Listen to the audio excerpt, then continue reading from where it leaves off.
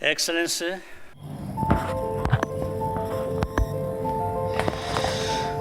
mu gihugu cy'u Rwanda kiri mu mutima wa Afurika, hari umuyobozi uzwi cyane ku isi yose, Perezida Paul Kagame cyangwa se His Excellency cyangwa Perezida Nyakubahwa Paul Kagame.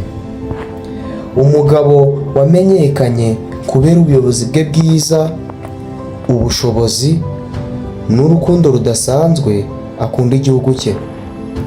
Paul Kagame yavukiye muri Prefecture ya Gitarama mu 1957 mu gihe cyari cyaranzwe n'ivangura n'intambara zishingiye ku moko.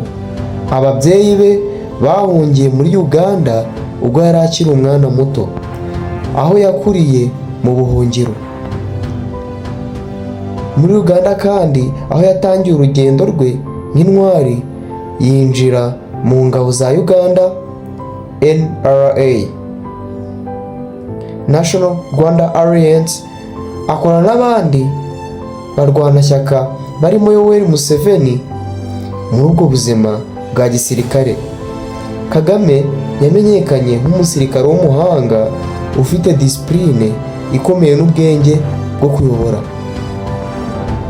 Mu mwaka w'1987 Paul Kagame afatanyije n'abandi banyarwanda bari mu buhungiro bashinga ishyaka ryitwa Rwandese Patriotic Front cyangwa Rwanda Patriotic Front, ari byo magambo ahinnye RPF Inkotanyi.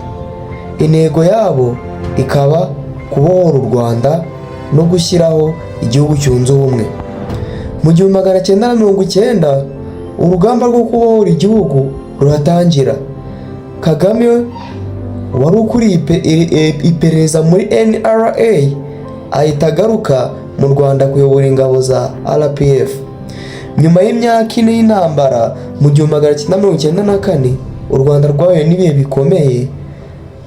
Jenoside yakorewe Abatutsi yahitanye ubuzima bw'abasaga miliyoni imwe mu mezi 3 gusa.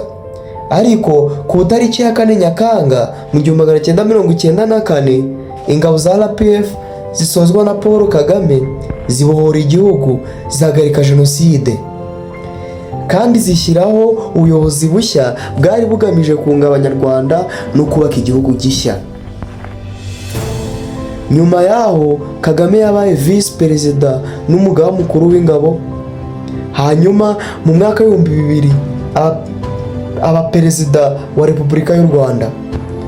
Kuva icyo gihe kugeza ubu u Rwanda rwahindutse isura nshya, imihanda igezweho, umutekano udasanzwe, abaturage bafite icyizere, tekinoloji n'iterambere ryihuse cyangwa ikoranabuhanga n'iterambere ryihuse. Perezida Kagame yashyize imbere ubuyobozi bushingiye ku ndangagaciro, gukora cyane, gukunda igihugu n'ubwitange. Yazanye gahunda nka Vision 2020, Vision 2050 na Girinka, byose bigamije gutera imbere cyangwa se guteza imbere umuturage. Mu rwego mpuzamahanga Kagame ni umwe mu bayobozi bubashywe cyane muri Afurika. Yabaye Chairman wa African Union, Afurika yunze ubumwe mu mwaka wa 2018. Ashyira imbere gahunda yo kwihutisha kwishyira hamwe kwa Afurika. Uyu munsi Paul Kagame azwi nk'umuyobozi udasanzwe wahinduye igihugu cyari cyarazimiye mu mateka kikaba icyitegererezo ku isi yose. Perezida Kagame akunda kuvuga ati, nta muntu uzadukorera ibyo tugomba kwikorera. Ni amagambo agaragaza ko iterambere nyaryo rituruka ku gukorera hamwe, ubunyangamugayo n'urukundo rw'igihugu. Uyu ni Paul Kagame, umugabo w'intwari, umuyobozi n'icyitegererezo ku banyafurika bose. Njye twabanye muri kiganiro, nitwa Adolphe, ndabasaba gukora like, share, subscribe kugira ngo iki kiganiro kigere no ku bandi bose babyifuza. Ndabashimiye, muragabana amata ku ruhimbi, kandi Imana ikomeze ibarinde. Murakoze.